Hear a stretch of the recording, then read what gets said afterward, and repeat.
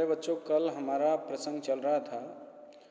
विदूषक राजा से पूछता है कि महाराज, आपको पहले वाली पत्नी वासवदत्ता ज़्यादा अच्छी लगती है या अब जो जिससे विवाह होने जा रहा है पद्मावती वो अच्छी लगती है। तो राजा बहुत संतुलित उसको जवाब देता है कि रूपशील और माधुर्य से मुझे पद्मावती अच्छी लगती है, लेकिन वासवदत्ता में फंसा हुआ मेरा जो मन है उसको ये अभी भी आकर्षित नहीं कर पा रही है।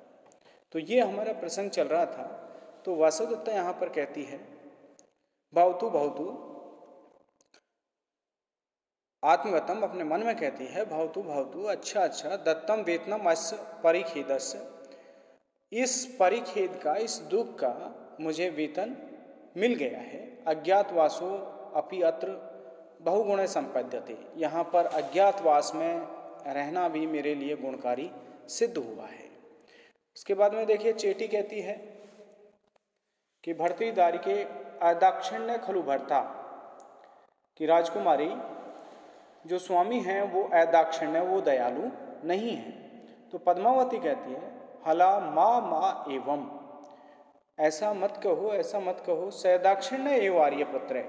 आर्यपुत्र तो सदाक्षिण्य, सदाक्षिण्य का मतलब दयालु ही हैं। यह इदानीम आर्या वासवदत्तया गुणान स्मृति, जो कि इदानीम इदानीम इस समय भी, इदानीम अपि इस समय भी आर्या वासवदत्ता गुणान स्मृति, आर्या वासवदत्ता के गुणों का स्मरण करते हैं। तो इस कारण से वो दयालु हैं। क्योंकि देखिए, संसार में ऐसे लोग होते हैं जिनकी जो पत्नियां हैं वो गुजर जाने के बाद उनको लोग याद भी नहीं करते, लेकिन यहाँ पर राजा इस रूप में दयालु है क्योंकि वो उनकी पहले वाली पत्नी जो कि मर गई है उसको, उसके प्रति अभी भी उसको याद करते हैं। तो इसका मतलब वो दयालु है। तो वासवदत्ता भद्रे अभिजनस सदृशम मंत्रितम, वासवदत्ता कहती है कि भद्रे कल्याणी, यानी इन्होंने, जो पद्मावती ने ये जो महाराज के दयालु होने की बात कही है, उससे ऐसा लगता है अभिजन सदृशम मंत्रितम, इन्होंने अभिजन के अनुरूप, अपने कुल के अनुरूप ये बात मंत्रितम का मतलब कही है। तो राजा, अब राजा कहता है, उक्तम मया, मैंने तो कह दिया, यानी आपने जो पूछा था कि आपको पहले वाली पत्नी ज़्यादा अच्छी लगती है या अब जो पद्मावती है वो ज़्यादा अच्छी लगती है, लेकिन अब भवान इदानीम कथयतु, आप इस समय कहिए, का भवते प्रिया, आपको कौन सी प्रिय है। तदा वासवदत्ता, उस समय की वासवदत्ता, इदानीम पद्मावती वा, अथवा इस समय की पद्मावती। तो पद्मावती यहाँ पर कहती है, आर्यपुत्रो अपि वसंतक के संप्रतय, आर्यपुत्र भी वसंतक हो गए हैं, आर्यपुत्र भी वसंतक हो गए हैं। तो विदूषक यहाँ पर कहता है, किम में विप्रलपितेन, मेरे बेकार में बकवास करने से क्या फायदा। उभे अपि तत्र भवत्यों में बहुमते, मुझे दोनों ही बहुत अधिक अच्छी लगती हैं। तो यहाँ पर विदूषक कहता है कि मेरा बकवास करने से क्या फायदा, मुझे तो दोनों ही अच्छी लगती हैं। तो राजा यहाँ पर कहता है कि वेधे मूर्ख, माम एवं बलात् श्रुत्वा, मुझसे इस तरह जबरदस्ती सुन करके, इदानीम किम ने अभिभाष से, इस समय क्यों नहीं कह रहे हो। तो यहाँ पर विदूषक कहता है कि माम अपि बलात्कारेण, क्या मेरे से जबरदस्ती है। तो राजा कहता है, अथ किम, और क्या, बलात्कारेण, जबरदस्ती है। तो विदूषक फिर कहता है, तेन ही, यदि ऐसी बात है तो न सख्यम श्रोतुम, तो श्रोतुम न सख्यम, तो आप सुनने में समर्थ नहीं हो पाओगे। तो राजा कहता है फिर, प्रसीदतु महाब्राह्मण, हे महाब्राह्मण, आप प्रसन्न होइए, स्वरम स्वरम अभिधीयताम, आप अपनी इच्छा से कहिए। स्वरम का मतलब इच्छा से। तो आप अपनी इच्छा से बतलाइए, कोई यहाँ पे दबाव नहीं है कि आपको कौन सी अच्छी लगती है। तो अब देखिए यहाँ पर विदूषक से उनका मत जानने के लिए राजा जबरदस्ती करता है और विदूषक बतलाता है। अब विदूषक कहता है, इदानीं शृणोतु भवान, इस समय भवान शृणोतु, इस समय आप सुनिए, तत्र भवती वासवदत्ता में बहुमता, सम्मान्य जो वासवदत्ता है वो मुझे बहुत अच्छी लगती हैं। तत्र भवती पद्मावती, और जो सम्मान्य पद्मावती हैं वो तरुणी, वो जवान हैं, दर्शनीय, देखने योग्य हैं, अकोपना, क्रोध नहीं करने वाली हैं, और अनअहंकारा, वो अहंकार या घमंड नहीं करने वाली है, मधुर वाक, प्रिय बोलने वाली हैं, सदाक्षिण्य और दयालु हैं। इन गुणों के आधार पर मुझे पद्मावती अच्छी लगती है। यानी सबसे पहले उन्होंने कहा, विदूषक ने कहा है कि मुझे सम्मान्य जो वासवदत्ता हैं वो बहुत अच्छी लगती हैं, लेकिन उसके बाद वो कहते हैं कि इस समय सुनिए कि मुझे वासवदत्ता बहुत अच्छी लगती है, लेकिन कुछ गुण ऐसे हैं, जैसे पद्मावती है वो जवान है, देखने योग्य है, और क्रोध नहीं करने वाली है, अहंकार नहीं करने वाली है, मीठी बोलने वाली है और दयालु है। इन गुणों के आधार पर मुझे पद्मावती अच्छी लगती है। अयम च अपर महान गुण है, और एक उनका दूसरा अच्छा गुण है, स्निग्धेन भोजनेन माम प्रति उद्गच्छति वासवदत्ता, और मुझे जो वासवदत्ता हैं उनका एक दूसरा ये गुण भी है कि वो स्निग्धेन भोजनेन माम प्रति उद्गच्छति, मुझे वो स्वादिष्ट भोजन प्रदान करती हैं, और स्वादिष्ट भोजन प्रदान करने के लिए वो ये कहती हैं कि कुत्र न खलु गते आर्य वसंतक है, आर्य वसंतक कहाँ चले गए।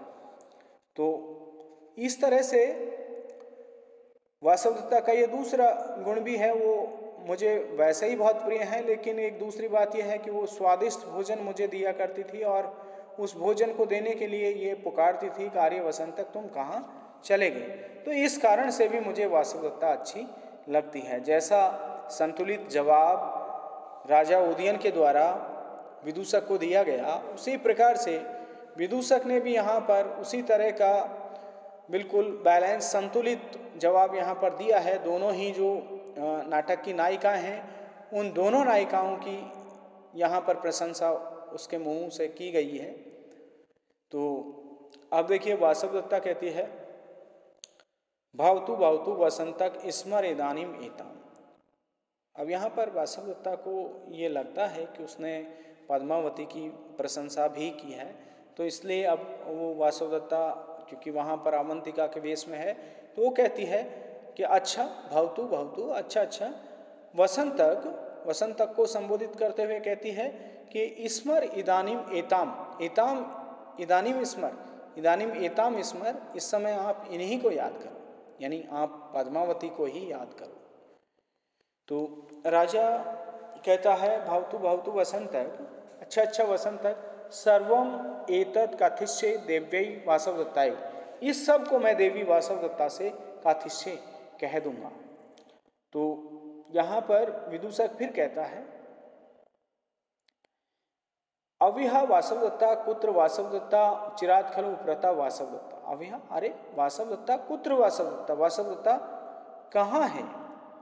चिरात खलु उपरता वासवदत्ता, वासवदत्ता तो कभी की मर गई, बहुत पहले, लंबे समय पहले ही वो मर गई। तो राजा स विषादम, राजा दुखपूर्वक, विषादपूर्वक, एवं क्या ऐसा है, वासवदत्ता उपरता, क्या वासवदत्ता मर गई, क्या ऐसा है। तो अनेन परिहासेन, तो ये जो कहा है इसको आप श्लोकबद्ध करके राजा कहता है कि अनेन परिहासेन व्याक्षिप्तम में मनस्त्वया ततो वाणी तथैवियम पूर्वाभ्यासेन निसृता। तो अनेन परिहासेन त्वया, तुमसे या तुम्हारे द्वारा, अनेन परिहासेन, ये जो मजाक की गई थी उससे मे मने व्याक्षिप्तम, मेरा मन व्याकुल हो गया था। यानी राजा विदूषक से कहता है कि विदूषक, तुम्हारे द्वारा अनेन परिहासेन, ये जो परिहास की गई, मजाक की गई, उससे मे मने व्याक्षिप्तम, मेरा मन व्याकुल हो गया।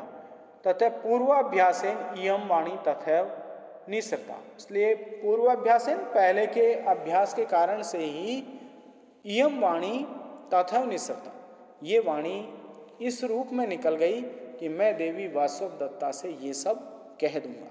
तो ये जो वाणी निकली है ये इस कारण से निकली है क्योंकि मुझे पहले का अभ्यास था, जब कोई बात मुझे आपकी शिकायत करनी होती थी तो इस तरह मैं वासव दत्ता से कहा करता था, तो आपके द्वारा जो मजाक की गई उससे मेरा मन व्याकुल हो गया और पहले का जो मेरा अभ्यास था वो वाणी उस रूप में ही निकल गई। तो इसलिए मैंने ऐसा कहा कि मैं देवी वासव दत्ता से इस सब बात को कह दूंगा। अब देखिए इसकी व्याकरणात्मक टिप्पणियां देखते हैं।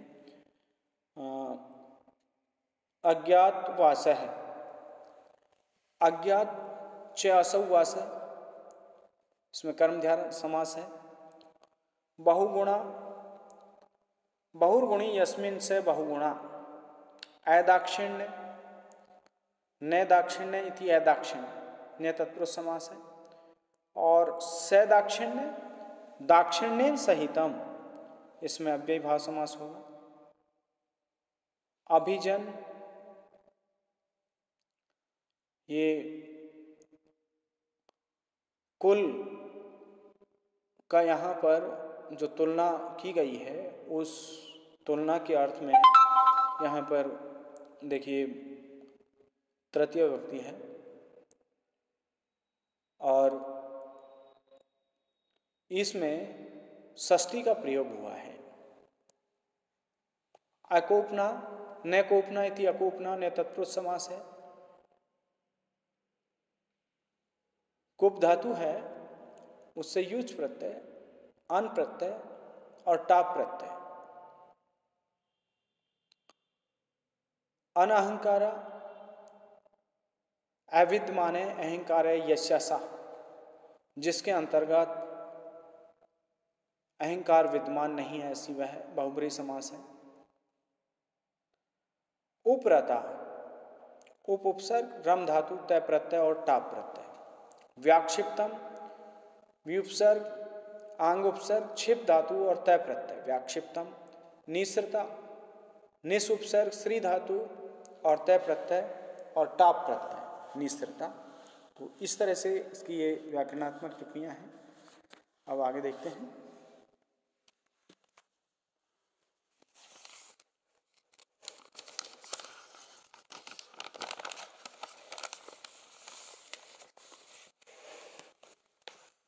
पद्मावती, अब पद्मावती कहती है, रमणीय खलु कथा योगो निस्रंसेन विसंवादित है। ये जो कथा का जो रमणीय योग था वो इस निस्रंस, निस्रंस का मतलब इस निर्दयी के द्वारा विसंवादित है, इसके द्वारा तोड़ दिया गया, इसको बिल्कुल तार तार कर दिया गया है। तो वासव दत्ता आत्मगतम, वासव दत्ता अपने मन में कहती है, भवतु भवतु विश्वस्तास्मि, अच्छा मुझे विश्वास हो गया। अहो प्रियम नाम ईदर्शम वचनम अप्रत्यक्षम श्रूयते, इस तरह से मुझे प्रिय के या प्रियतम उसके जो पति हैं उनके इस तरह से उनकी बात सुनना, अप्रत्यक्ष रूप से उनकी बात सुनना अच्छा लगता है। तो विदूषक है, विदूषक कहता है, अब धार्यतु धार्यतु भगवान, महाराज धैर्य धारण कीजिए, धैर्य धारण कीजिए। अनतक्रमणीय ही विधि, विधि जो भाग्य होता है वो अनतक्रमणीय, वो अनुलंघनीय होता है, उसको लांघा नहीं जा सकता है, क्योंकि जो भाग्य में लिखा होता है वो हो करके रहता है, तो उसके बारे में ज़्यादा विचार नहीं करना चाहिए, क्योंकि ईदृशम इदानीम एतत्, ये तो ऐसे ही है। अब राजा कहता है, वयस मित्र, न जानाति भवान अवस्थाम, भगवान अवस्थाम ने जानाति कुतः, क्योंकि विदूषक जब राजा दुखी होता है, वासवदत्ता को लेकर के दुखी होता है, तो दुख का कारण ये था कि उनकी पत्नी वासवदत्ता लावण नाम के गांव में आग लगने से उसमें जल करके मर गई।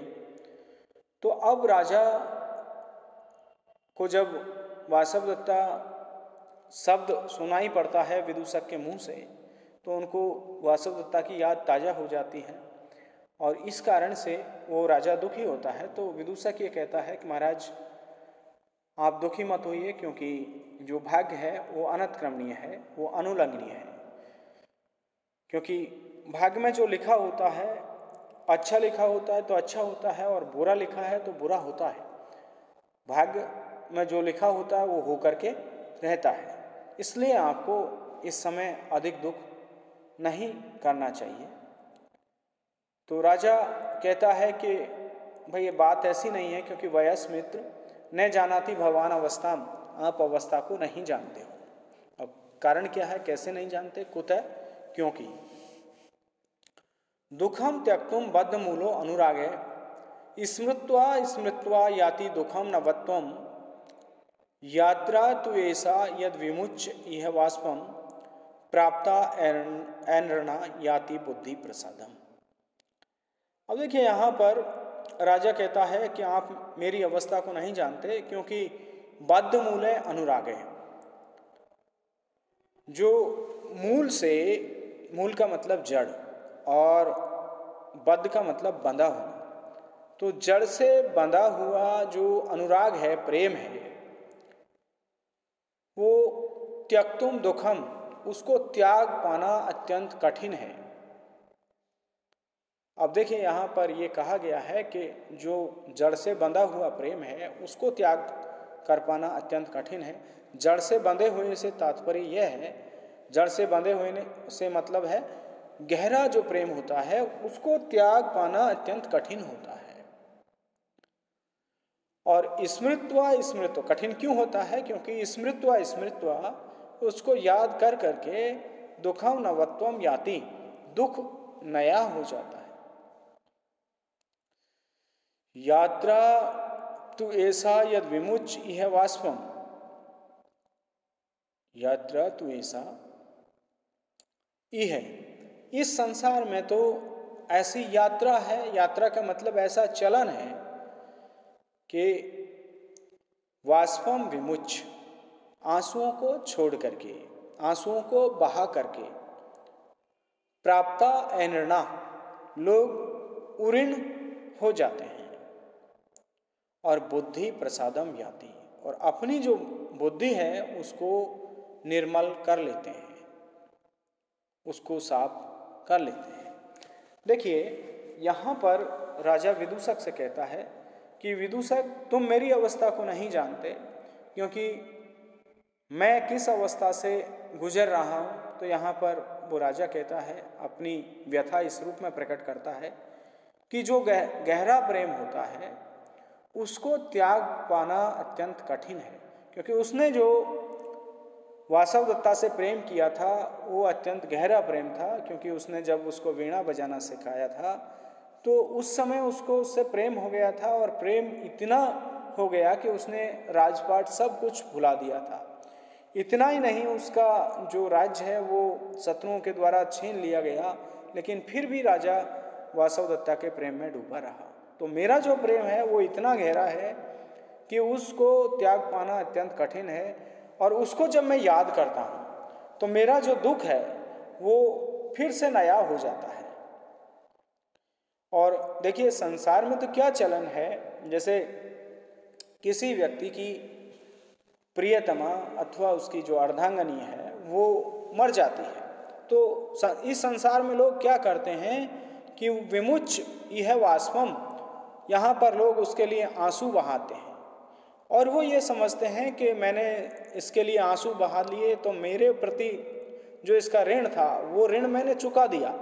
और फिर ऐसे आंसू बहा करके अपनी जो बुद्धि है, जो बुद्धि कलुषित हो गई है, उसको लोग स्वच्छ कर लेते हैं, निर्मल कर लेते हैं। और वो ये समझते हैं कि हमने इसका ऋण चुका दिया और फिर उसको याद नहीं करते हैं। तो मेरी स्थिति ऐसी नहीं है, क्योंकि मैं वासवदत्ता को आज भी उतना ही प्रेम करता हूँ जितना वासवदत्ता जिंदा थी उस समय करता था। तो ये मेरी अवस्था है, तो इसको आप ठीक प्रकार से नहीं समझ पा रहे हो। तो ये श्लोक है। अब देखिए यहाँ पर बद्ध बंध धातु से तय प्रत्यय, अनुरागे अनुपसर रम धातु ज्ञ प्रत्यय अनुरागे, स्मृत्वा स्मृत्वा स्मृति धातु से कत्वा प्रत्यय स्मृत्वा, अनृण नैऋण इति अनृण, तो इसमें न तत्पुरुष समास है। एक इसमें शब्द आया विधि, वि उपसर्ग पूर्वक धा धातु से की प्रत्यय विधि। तो ये श्लोक की व्याख्या है, इसके अंतर्गत सालनी छंद है। धन्यवाद।